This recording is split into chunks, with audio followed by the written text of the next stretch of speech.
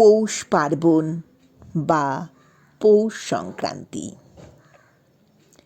বাংলা সংস্কৃতি ও ঐতিহ্যের অন্যতম গুরুত্বপূর্ণ উৎসব হল পৌষ পার্বণ বা মকর সংক্রান্তি।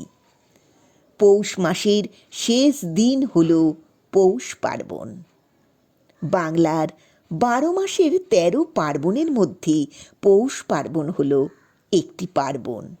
এই উৎসবকে ঘিরে নানান লোকগাথা ছড়িয়ে আছে। সংক্রান্তি কথাটির অর্থ হল গমন করা। এই দিন ধনু রাশি থেকে বেরিয়ে সূর্যদেব মকর রাশিতে প্রবেশ করেন। সেই হিসেবে দিনটি মকর সংক্রান্তি নামে পরিচিত। এই দিনে সূর্যদেবের পুজোও করা হয়। এই দিনের পর থেকেই সমস্ত শুভ কাজ শুরু হয়। বাংলায় দিনটি পৌষ পার্বণ হিসেবে পালিত হলেও গুজরাটে উত্তরায়ণ, উত্তরপ্রদেশে খিচুড়ি, দক্ষিণ ভারতে পোঙ্গাল, পাঞ্জাবে লোহরি নামে এই দিনটিকে উদযাপন করা হয়। কথিত আছে মকর সংক্রান্তিতে পিতামহ ভীষ্মদেব শরশয্যায় থেকে ইচ্ছা মৃত্যু বরণ করেছিলেন। আবার শোনা যায় সূর্যদেব এই দিন নিজের ছেলে মকর রাশির অধিপতি শনিদেবের বাড়িতে 1 মাসের জন্য ঘুরতে গিয়েছিলেন। আবার পুরাণ অনুযায়ী এই বিশেষ দিনে দেবতাদের সঙ্গে অসুরদের যুদ্ধ শেষ হয়েছিল। অসুরদের বধ করে তাদের কাটা মুন্ডু পুঁতে দেওয়া হয়েছিল মন্দিরা পর্বতে। সেই জন্যেই অশুভ শক্তির বিনাশ হয়ে শুভ শক্তি প্রতিষ্ঠা এই দিনে হয়েছিল বলে সকলে বিশ্বাস করেন। কৃষি প্রধান দেশে পৌষ মাস হল শস্যের মাস। এই মাসে ঘর ভর্তি ধান, ফসল কৃষকের ঘরে ওঠে। এমন মাসই যেন সারা বছর থাকে, তাই পৌষ মাসকে আগলে রাখা হয়। বাংলার ঘরে ঘরে পৌষ মাস বা লক্ষ্মী মাসকে সামনে রেখেই আয়োজিত হয় পৌষ পার্বণ। বাঙালি মনে করে মা লক্ষ্মী দেবী স্বয়ং নতুন ধান ও শস্যের সাথে গৃহস্থের বাড়িতে প্রবেশ করেন। ধান বা চাল হল মা লক্ষ্মী, তাই চালের গুঁড়ো দিয়ে লক্ষ্মী দেবীর পায়ের ছাপ আলপনা দিয়ে মা লক্ষ্মী দেবীকে ঘরে আহ্বান জানানো হয়, যাতে ঘরে ধন সম্পত্তি বৃদ্ধি পায়। পৌষ পার্বণের রীতি মেনে বাঙালির ঘরে ঘরে চালের গুঁড়ো, ময়দা, নারিকেল, দুধ, খেজুর গুড় দিয়ে তৈরি হয় হরেক রকমের সুস্বাদু খাবার, যেমন পিঠে পুলি, পাটিসাপটা, দুধ পুলি, সরু চাকলি, রসবড়া, গোকুল পিঠে, সরা পিঠে, আশকে পিঠে, ভাজা পিঠে।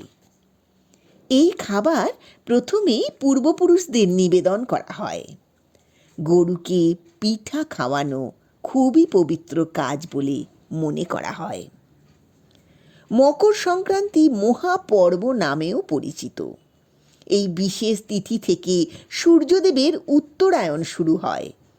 তাই এই তিথিতে নিয়ম মেনে নিষ্ঠা ভরে সূর্যদেবের পুজো করলে আয়ু বৃদ্ধি পায়, স্বাস্থ্য ভালো থাকে, সারা জীবনের কষ্ট দূর হয়, সমস্ত কাজে সাফল্য আসে।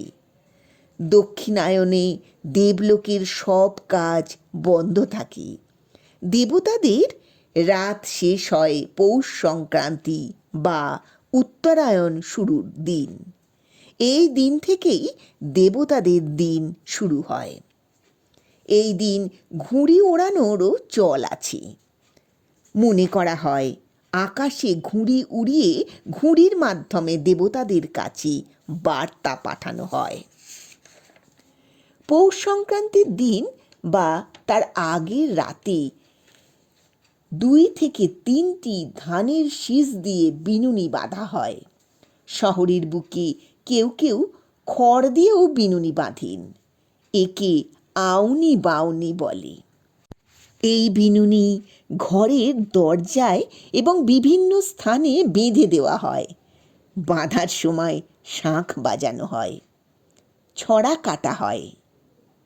আউনি বাউনি কোথাও না যেও, 3 দিন ঘরে বসে পিঠে পুলি খেও।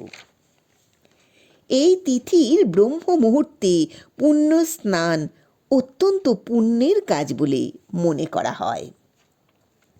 মকর সংক্রান্তির দিন সবচেয়ে বড় মেলা হয় বাংলার 24 পরগনা জেলার সাগরদ্বীপে। এই দিন লক্ষ লক্ষ পুণ্যার্থী পুণ্য লগ্নে সাগরে স্নান করে কপিল মুনির আশ্রমে পুজো নিবেদন করেন। কথিত আছে, সব তীর্থ বারবার, গঙ্গাসাগর একবার। পৌষ পার্বণ উপলক্ষে কেঁদুলিতে জয়দেবের মেলা অনুষ্ঠিত হয়। বাউল, ভাদু, টুসি গানে সেখানকার মানুষ নাচে গানে মেতে ওঠে। চলে নানা ধরনের মেলা।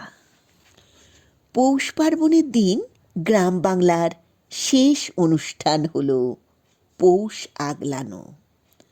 পৌষ বুড়িকে নানা ফুল দিয়ে, বিশেষত সর্ষে ও গাঁদা ফুল দিয়ে সাজিয়ে তৈরি করা হয়। সারা দিন ধরে পূজার্চনা করার পরে সন্ধ্যের পর থেকে মহিলারা পৌষ আগলাতে মেতে ওঠেন। ছড়া কাটা হয়। পৌষ মাস লক্ষ্মী মাস, যাইও না ছাড়িয়ে, ছেলেপিলেকে ভাত দেব থালা ভরিয়ে।